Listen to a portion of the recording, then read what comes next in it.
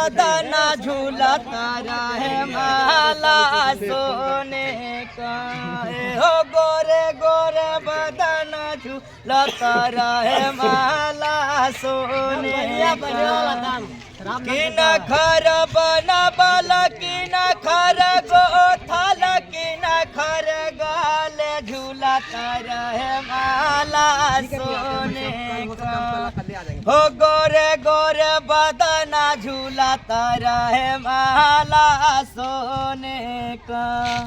हो गोरे गोरे बदना झूलता रहे माला सोने का।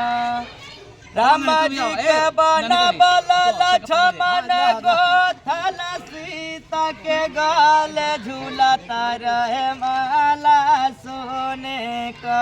राम जी ने बनाए थे। हो राम जी के बना बल लक्ष्मण गोथल सीता के गाल झूलता रहे माला सोने का। हो गोरे गोरे बदना झूलता रहे माला सोने का।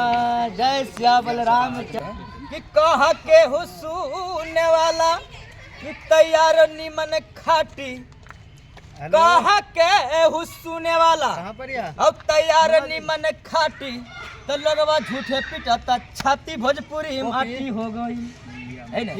इसलिए सीता माता के हाँ आप इधर